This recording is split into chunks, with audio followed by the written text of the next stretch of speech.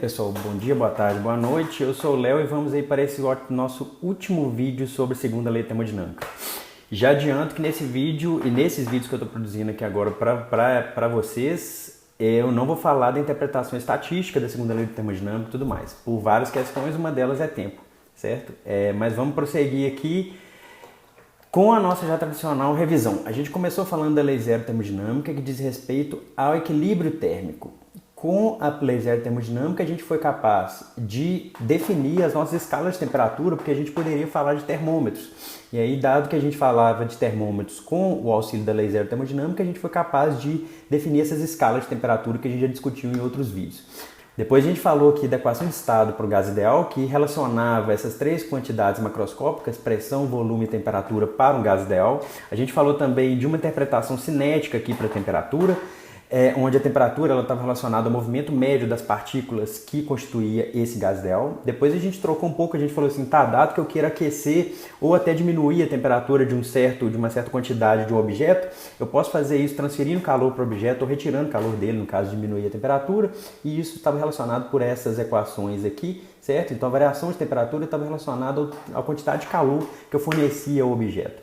E eu poderia fornecer calor ao objeto e não haver mudança de temperatura. Isso ocorria quando o objeto estava realizando uma transição de fase, por exemplo, de sólido para líquido ou de líquido para gasoso, e esse calor ele é utilizado pelo objeto ou pelo sistema seu para realizar essa transição de fase, certo? E aí a gente falava de um calor latente, a gente poderia falar de um calor latente de fusão ou um calor latente de ebulição.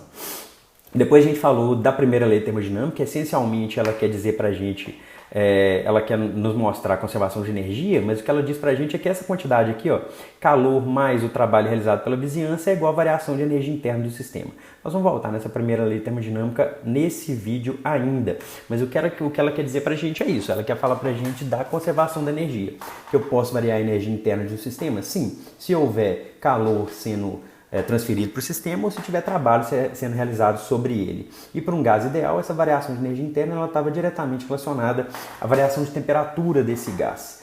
O que a segunda lei termodinâmica vai nos dizer é a disponibilidade dessa energia para realizar alguma certa tarefa.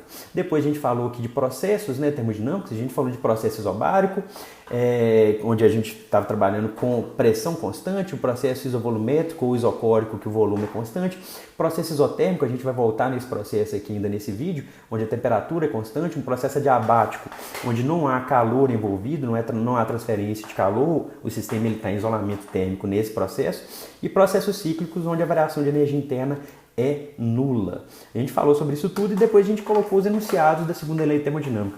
Eu vou ler aqui com vocês, só para a gente se organizar aqui.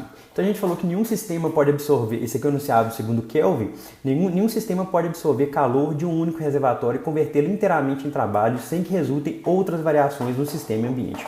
Esse aqui é o enunciado segundo Kelvin. O enunciado segundo máquinas térmicas, que a gente já viu no outro vídeo que eles são equivalentes, nesse enunciado de Kelvin e enunciado segundo máquinas térmicas, é impossível para uma máquina térmica operando em ciclos produzir como único efeito de retirar calor de um reservatório e realizar a quantidade equivalente de trabalho. Então a gente já viu que esses dois camaradas aqui são equivalentes. Esses outros dois camaradas também a gente viu no último vídeo que eles são equivalentes também. O enunciado de Clausius, ele me fala que um processo cujo único resultado seja o de retirar calor de um reservatório frio e liberar para um reservatório quente é impossível. E o enunciado segundo refrigeradores, é impossível para um refrigerador que opera em ciclos produzir como único efeito de retirar calor de um corpo frio e liberar a mesma quantidade de calor para um corpo quente, sem realização de trabalho. Nos outros vídeos a gente já viu que esses dois enunciados aqui de cima são equivalentes e esses dois enunciados aqui de baixo são equivalentes. Aqui a gente vai tentar mostrar qualitativamente que na verdade esses quatro enunciados eles dizem a mesma coisa, certo? Então vamos supor aqui, certo? Esse aqui é um refrigerador que ele opera da seguinte forma, ele retira essa quantidade QF0 de um reservatório a temperatura TF, com o auxílio desse trabalho W1, só olha para essa setinha aqui, ó, e ele rejeita essa quantidade aqui, QQ0, para o ambiente, tá certo? Então esse aqui é um refrigerador. Vamos supor que a segunda lei termodinâmica, segundo Clausius, ela seja incorreta, certo? Então eu posso realizar uma quantidade de trabalho equivalente a quantidade de calor que 100% da quantidade de calor que eu retiro aqui do reservatório TQ. Então vamos supor que eu consiga fazer isso. Eu consiga retirar calor de um reservatório a temperatura TQ e transformar esse calor inteiramente em trabalho, certo? Eu estou supondo isso. Isso aqui é um refrigerador comum. Tá aqui, ó. Tá aqui na esquerda aqui. Agora vamos supor que esse camarada aqui existe. Se esse camarada aqui existe, eu sempre vou poder acoplar essa máquina térmica aqui, que ela tem 100% de eficiência, eu sempre vou poder acoplar essa máquina térmica nesse refrigerador, certo? Então, se esse camarada aqui existe, eu consigo acoplar essa parte aqui do meio, né, no refrigerador aqui à esquerda, e aí esse refrigerador ele se torna justamente o que a segunda lei de termodinâmica, segundo Clausius, ela não permite, certo? Então, olha só, eu estou supondo, isso aqui na verdade era o segundo Kelvin, eu acho que eu falei mais atrás no vídeo que era Clausius, eu errei. Mas vamos supor que aqui, ó, enunciado segundo Kelvin, nenhum sistema pode absorver calor de um único reservatório e convertê-lo inteiramente em trabalho. Então esse camarada aqui é segundo Kelvin, enunciado segundo Kelvin. Vamos supor que esse enunciado segundo Kelvin ele esteja incorreto, ou seja, é possível eu converter 100% de calor em trabalho. Se essa máquina térmica aqui existe, eu consigo acoplar ela nesse refrigerador e transformar esse refrigerador num refrigerador perfeito, certo? O que eu estou falando aqui? Eu estou falando o seguinte, se essa máquina térmica aqui existir, com certeza essa aqui também vai existir. Então significa que esses dois enunciados eles são equivalentes. Por quê? Porque se eu falo no enunciado de Kelvin que essa máquina térmica aqui ela é impossível de ser construída, isso significa que esse refrigerador aqui também ele é impossível de ser construído. Então, na verdade, esses quatro enunciados aqui eles estão dizendo a mesma coisa. Espero que tenha dado para entender. Eu vou repetir aqui agora, vou repetir porque eu quero. Olha só, vamos supor um refrigerador normal, um refrigerador que respeita a segunda lei termodinâmica, ele está aqui na esquerda aqui. E agora vamos supor uma máquina térmica perfeita. Se essa máquina térmica aqui é perfeita, eu consigo retirar calor aqui, introduzir esse camarada como trabalho e voltar esse camarada para cá. Eu fecho esse ciclo aqui. E aí essa seta aqui que continha esse trabalho aqui sendo realizado, ela se torna só uma seta vindo para cá, certo? Então eu vou ter uma quantidade de calor retirada do reservatório a temperatura fria e eu vou cuspir essa quantidade de calor inteiramente aqui para o reservatório a temperatura quente. Então, se eu supor que o enunciado de Kelvin ele está errado, isso implica que o enunciado de Clausius também está errado, tá certo? Então, esses dois enunciados, na verdade, eles são equivalentes. Por quê? Porque se o enunciado de Kelvin ele é correto, que é a segunda lei de termodinâmica, até então o que a gente conhece é que ela é muito correta, se o enunciado de Kelvin está correto, isso implica diretamente que o enunciado de Clausius também está correto. O que eu estou querendo mostrar? Que essas quatro leis da termodinâmica aqui, na verdade, elas são equivalentes. É isso que eu quis mostrar aqui para vocês nesse diagrama aqui. Mas é possível encontrar uma máquina térmica com rendimento máximo? E quais os processos que essa máquina térmica ela deve percorrer? Isso é uma pergunta que a gente deveria ser capaz de responder aqui nesse momento, tá certo? E é uma pergunta importante. Dado que eu tenho essa limitação do enunciado de Kelvin e do enunciado de máquinas térmicas, que eu não posso produzir como único efeito de retirar calor de um reservatório e realizar uma quantidade equivalente de trabalho, eu posso me perguntar, beleza, eu tenho que rejeitar uma certa quantidade de calor? Tenho, mas qual que é a quantidade máxima de trabalho que eu posso realizar, dado que eu retirei uma certa quantidade de energia de um reservatório a temperatura quente? É uma pergunta muito importante que foi respondida por esse camarada aqui, Sadi Carnot, e vocês têm que pensar o seguinte, esse camarada respondeu essa pergunta lá no século XIX. Lá no século XIX, isso era uma introdução muito importante para as máquinas térmicas e máquinas a vapor da época, para a Revolução Industrial. Então esse tipo de trabalho era um trabalho tecnológico extremamente importante para a época. E aí o Carnot ele fez um teorema, que o teorema dele, em palavras, ele diz o seguinte, que nenhuma máquina térmica que opera entre dois reservatórios térmicos dados, TF e TQ, então olha só, nenhuma máquina térmica que opere entre esses dois reservatórios aqui, TF e TQ, pode ser mais eficiente que uma máquina térmica reversível que opere entre os mesmos dois reservatórios. O que ele está querendo dizer? O que é uma máquina térmica reversível? É que ela não tem nenhuma perda ali por atrito, por viscosidade, por nada disso. É uma máquina térmica que eu consigo fazer ela totalmente reversível no tempo ali, tá certo? Eu consigo reverter o ciclo dela todo. O que ele está querendo dizer é que nenhuma máquina térmica que opera entre dois reservatórios TF e TQ pode ser mais eficiente do que uma máquina térmica reversível que opera entre esses mesmos dois reservatórios. Isso chama Teorema de Carnot, e essa máquina térmica reversível, inclusive, ela chama máquina de Carnot, que vem do ciclo de Carnot, certo? Então, condições para que um processo seja reversível. Não deve haver energia mecânica sendo transformada em energia térmica por forças dissipativas, então atrito, viscosidade, nada disso, a gente vai eliminar isso tudo. A transferência de energia térmica só deve ocorrer em corpos com a mesma temperatura. Então isso aqui é uma exigência para que essa máquina seja reversível, e o processo ele deve ser quase estático, infinitesimalmente próximo do equilíbrio. Então isso a gente já discutiu também em outros vídeos, quais são as condições aí para um processo ser quase estático. E eu vou deixar linkado o artigo sobre essa questão de quase estático e quais as limitações com relação a um processo ser quase estático ou não. Então olha só, condições, de novo. Não deve haver energia mecânica sendo transformada em energia térmica por força dissipativa, que eu elimino essa parte de dissipação de energia. A transferência de energia térmica só deve ocorrer entre corpos à mesma temperatura, para eu evitar justamente dissipação de calor. E o processo deve ser quase estático, próximo do equilíbrio, para a gente manter esses processos em equilíbrio. Então, quais são as etapas do ciclo de Carnot? A gente vai ter uma absorção isotérmica de calor de um reservatório de calor vindo de um reservatório quente. Por que a absorção tem que ser isotérmica? Por causa desse camarada aqui, ó. A transferência de calor deve ocorrer em corpos à mesma temperatura. Então, absorção isotérmica de calor, uma expansão adiabática. Por que a expansão adiabática? Que aí a gente vai eliminar transferência de calor do sistema para o ambiente. Uma exaustão ou uma descarga isotérmica quase estática de calor para o reservatório frio, por conta dessa segunda propriedade aqui para o processo ser reversível, e uma compressão adiabática quase estática até o estado original. O que significa isso num gráfico pressão por volume? Eu coloquei aqui de novo, ó, então vamos tentar identificar esses processos aqui. De A até B eu tenho um processo isotérmico, então nesse processo de A até B aqui, é esse primeiro aqui, ó, absorção isotérmica quase estática de calor de um reservatório quente. Então a absorção de calor vai ocorrer nessa etapa de A até B.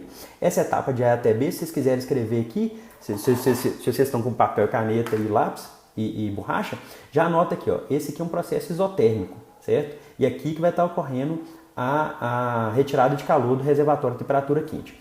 Nesse processo aqui é um processo de expansão adiabática. Eu vou ter uma expansão adiabática aqui de B até C, certo? Que aí eu vou diminuir a temperatura. Eu estou vindo de um reservatório a temperatura TQ para um reservatório a temperatura TF. Então esse processo vermelho é um processo isotérmico, esse processo aqui amarelinho é um processo adiabático. Depois eu vou ter uma descarga de calor para o ambiente através de um processo isotérmico também. Então esse azul aqui é um processo isotérmico, é esse terceiro aqui. E depois eu vou ter uma compressão adiabática até o estado original, que aí eu vou completar meu ciclo, porque eu estou falando de uma máquina térmica que opera em ciclos. Então eu vou sair da temperatura TF e vou até uma temperatura TQ. O que eu estou querendo dizer é isso aqui, ó. O calor do reservatório quente vai ser absorvido nesse processo isotérmico aqui e vai ocorrer descarga nesse processo isotérmico de C até D. É isso que eu estou falando. Nesse momento aqui eu quero pedir para vocês, quem ainda não pegou papel, lápis, borracha, caneta, pegue agora que nós vamos ter que fazer algumas continhas. Por quê?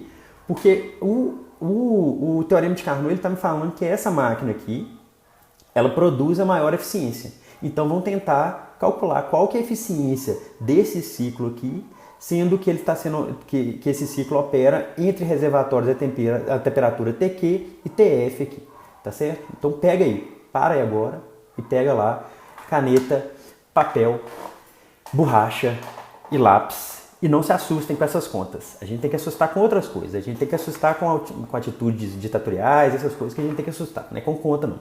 Então nós vamos tentar calcular a eficiência de uma máquina de Carnot que opera entre essas temperaturas aqui, ó, TQ e TF. Eu vou sempre deixar aqui o ciclozinho aqui do lado.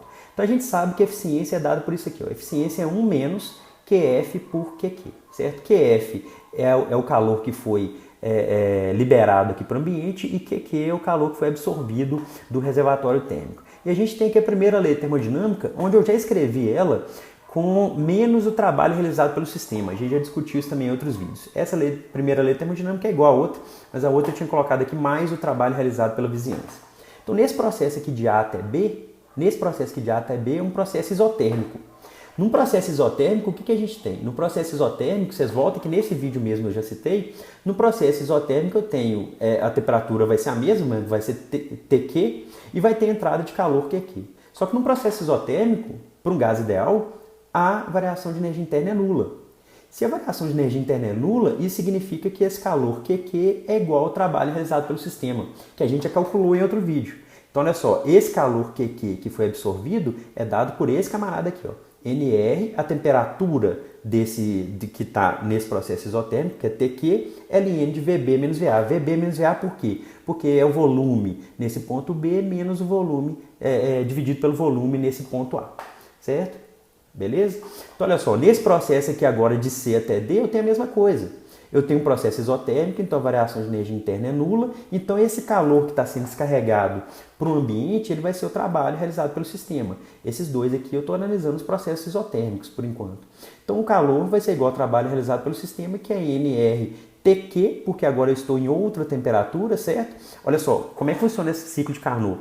Eu saio desse ponto A mesma temperatura, eu chego nesse ponto B, a mesma temperatura. Depois desse ponto B para o ponto C, eu diminuo a temperatura, porque eu estou no processo adiabático. Depois desse ponto C para o ponto D, eu mantenho a temperatura. Depois do D para o A, eu aumento a temperatura. Tá certo?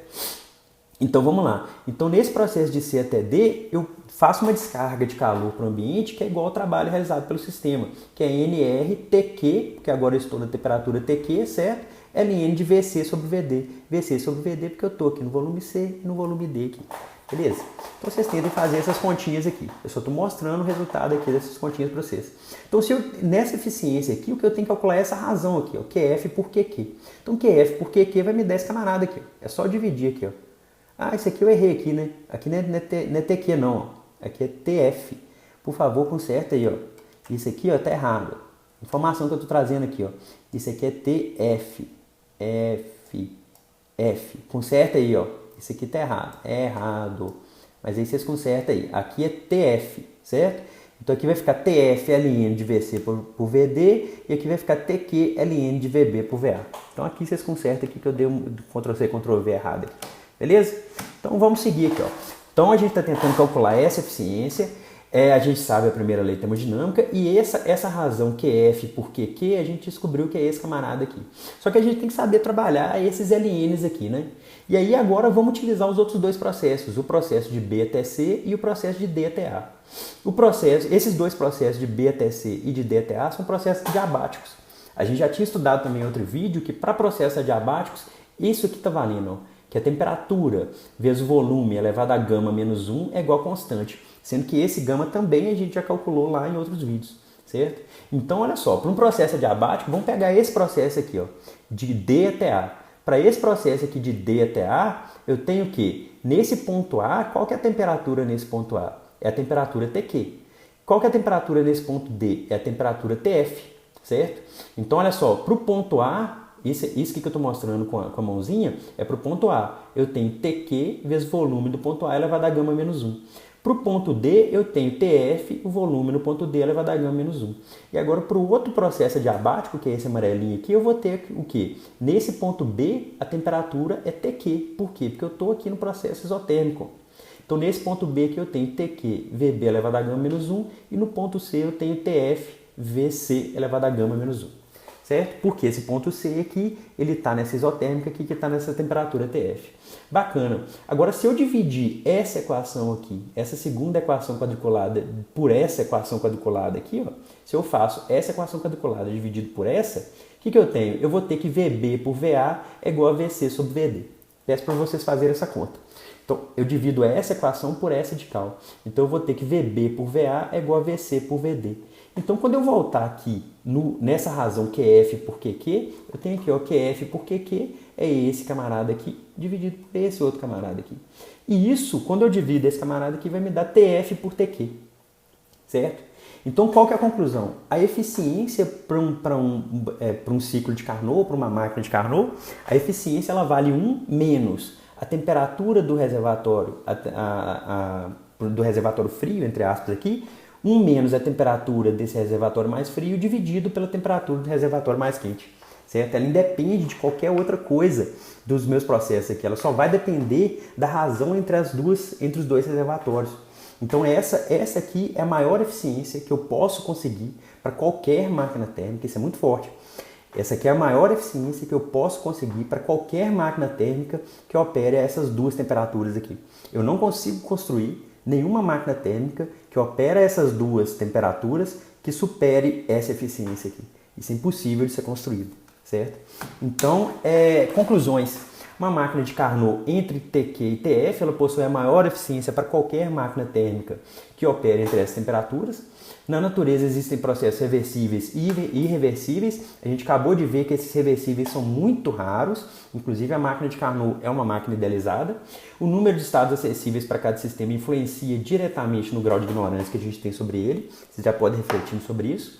A gente pode mensurar essa ignorância com essa tal dessa entropia, que a gente não definiu entropia nesses vídeos, porque isso a gente teria que ir um pouco além do que a gente quer, do que a gente necessita aqui agora.